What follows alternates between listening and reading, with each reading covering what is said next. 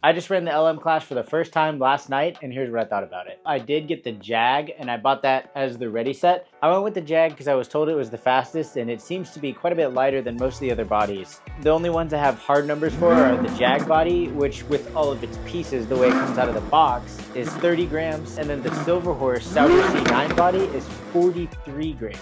That's a pretty big weight difference, and these are small cars, so I think it does definitely make a difference. The other thing with the Jag is the body line. The body itself is just lower. A lot of the plastic on the body is a lot lower than the other bodies, just kind of the way the shape of the car is. It's just kind of how the real car is. Not a lot Kyosho can really do about that. But that said, this thing is super fragile. I lost a ton of parts. I had one pretty hard crash, but other than that, it was just kind of the normal like racing stuff. I lost the mirrors, which I kind of expected. One of the two antennas came off and the other one's all like shriveled up from when I actually had a few traction rolls. I lost the top element of the rear wing. I lost the front spoiler that says Jaguar on it. And then I also lost one of the headlights. I did manage to collect all the parts except for one mirror, so I might glue some of them back on. That's definitely something to consider because this body costs $50 and they don't have it in a white unpainted version yet. Funny enough, the one hard crash that I did get into didn't actually do any damage aside from just a scuff, but it was probably the funniest crash I've ever seen. I literally like spun out going into a corner, like race car style, like no rear end grip. So I spun out, I was facing backwards and there was a bunch of cars behind me, so I just kind of stayed still. My thought was if I stay still, hopefully the guys behind can try to drive around me. But this guy hit me head on and it literally scooped off like the Fast and Furious ramp car. Just drove straight up the front of the body and flew away. It took me a second to get it together because I was just laughing when that happened. But yeah, overall I had a good experience, and I've only driven two other LM cars, one of which had that Silver Horse C9 body and the other one was actually the Jag. And with those two, I'd only just done a couple laps with each, but I could definitely tell that this body seems to be very smooth and stable. I think the low weight and the low CG just helps it corner really smooth. It handles direction changes like butter, and it just feels like really planted. So moving on to the setup, I'm not sure how many people actually run Kyosho tires on these cars. I know our normal LM class wouldn't run that, but like I said, with that 24-hour race coming up, they changed the LM rules to help everybody prepare. So I had in mind the typical Marka, the Marka 20 shore rears, and then I had the KSK 540 up front, and that was what I was gonna run.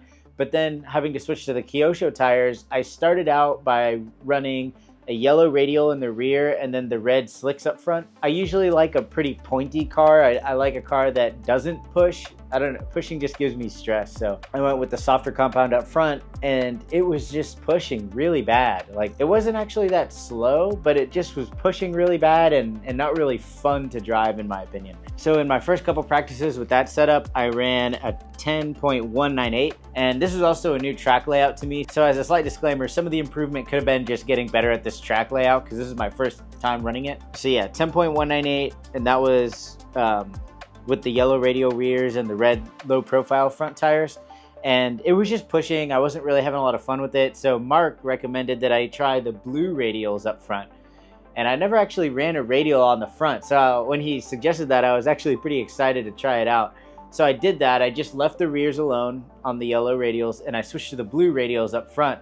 And man, like as soon as I put the car on the track, I noticed like a complete turnaround in the front grip. The only issue that caused was there was such an imbalance of grip from the front to the rear that it actually started spinning out. That's how I got into that crash I mentioned. Like it would literally, unfortunately I didn't video a lot of this because I was like busy tinkering with setup on that one and then also set up on the Associated, so I didn't film all the tire combos. One takeaway from this race was that if I do want to make a video about something, I need to like run only 1 or 2 classes, and that way I have time to focus on that car and do the video stuff too. It was literally spinning out. Like sometimes it was kind of almost like on corner entry. Like it was like you initiate into the corner and the front hooks up and the rear just does not. Like it would just spin before you even get to the apex of the corner.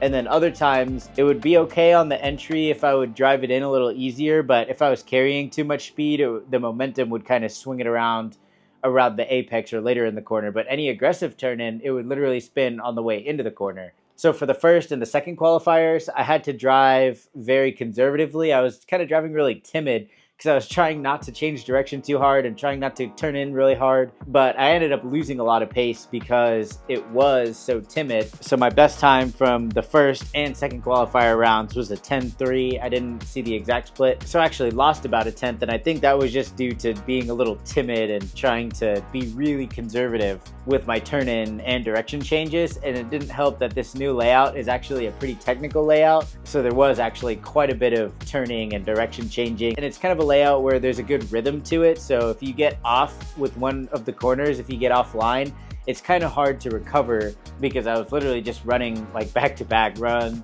the car, marshal, swap batteries, and then run it again. So after the second qualifier, there's always a little break, and I did end up snagging a set of Blue Radials for the rear just to try to balance it out a little bit.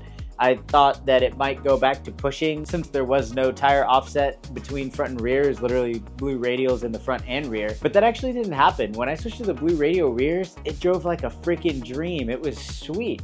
I was super stoked, and I was basically in both classes just in like a 1v1 with Mark, and I was actually faster. It was just the consistency where I struggled a little bit. Mark has a lot of seat time, and he doesn't mess up much. But yeah, in the final of LM, so this was the second heat that I was running on the blue setup, I actually got all the way down to a 9.777, which is kind of funny. And it was actually about a tenth off from what some of the fast guys were running with the other tires. Seeing how fast these Blue Radials were, it made me think that I should just be trying out more tires for the Kyosho stock. I want to try that on the MM car now too. The only downside to these blue Kyoshos versus like the PNs that go the same speed versus like the PNs that you can get the same level of grip from is that these blue Kyoshos are so soft. My front, this track basically starts and ends with a high-speed right-hand like double corner. Basically that front left is like completely slick, and I literally bought it that day and put it on in the middle of racing, so it's maybe had like 5-6 sessions on it. So for it to be absolutely shredded on a stock car with the out of the box wide end bell motor was wild to me. I've never seen tires get shredded quite like that with the RC stuff. And honestly, towards the end of the LM final, I could kind of feel it going around those two corners. That front left was just getting punished and starting to give up a little bit. So even though the blue setup was super fast, it's going to be kind of pricey because you're basically going to go through $10 of tires every single time you run it. Which ultimately, that's not that expensive, but that's quite a bit more than I'm used to with Mini Z. Even on the mod car, a lot of times I can go 2 races on a set of tires, plus a lot of practice in between. Because I was running the Kyosho stock rules, as far as setup, the other things I did, I did my little PN hub instead of the Kyosho spacer. And I do that mainly because it lets you tighten the wheel nut down well without binding up the rear axle or stopping the diff. And then other than that, I just had the Kyosho 6 soft T-plate and the purple front springs, and I didn't change those all night. I felt like once I went to that blue, the car drove like exactly how I would have wanted it to. So I think for now, while we're running the Kyosho rules on the LM cars, I'm gonna stick to the blue setup and probably leave those the same. But that was my first race day with the LM car. I went all the way through the day and I really enjoyed it. Once I got it set up, like it's so fun to drive because it's just smooth. My friend did order me one of those Silver Horse C9 bodies, so I'm curious to see how that compares, being 13 grams heavier. I'm curious to see how big of a difference that makes to the way the car drives. I plan on doing some back-to-back testing sessions with those just to try it out. I really enjoyed running the LM once I got the tires and the chassis set up how I wanted it to. In the finals, it drove so well, and that's like exactly how I would want a Mini Z to drive.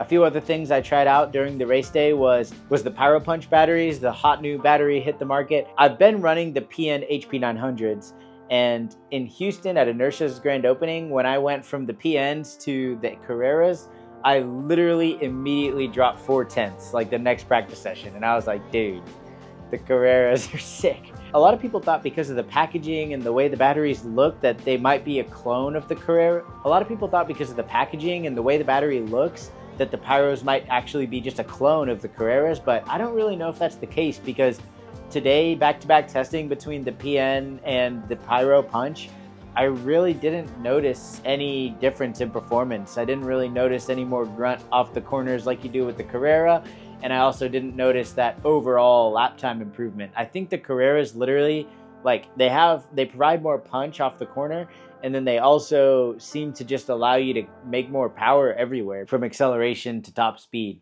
But since the Pyros were comparable to the PN, I wouldn't really call it a disappointment. I've also tested on multiple occasions and found the PNs to be a good 2 to 3 tenths faster than the Gen's Ace batteries. And to get that result consistently kind of makes me feel like it is true. It's so hard to tell, you know, where the improvement's coming from when it's only just like 1 to 2 tenths.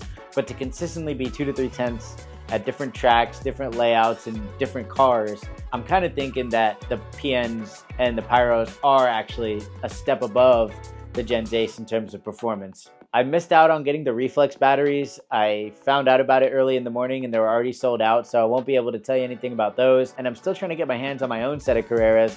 I checked a few times and they were out of stock, and then a buddy at the track had some on order, but he ended up having to cancel it because they literally just like weren't showing up. So as far as that goes, I would say the battery saga continues, and as far as I'm aware, the Carrera is still the way to go. I was really fascinated to find out that the radials on the front worked so well. They actually made so much grip that I was traction rolling, which I've never had a traction roll on Kyosho tires. So I'm kind of excited to go back to my regular Kyosho stock car and tinker around with maybe running the Blue Radials on that one if I'm down to pay 10 bucks a race for tires. Another thing coming soon will be the Pro upper deck from MWX. I just got it in, which will let me run the MWX shock. So I'm hoping to see some big improvements with my RC28 coming up in the next couple races. But let me know down below what you guys think of the LMs, and if you run LMs on Kyosho tires, what's your go-to setup? And don't forget to subscribe to the Mini Racers for all things Mini Z Racing.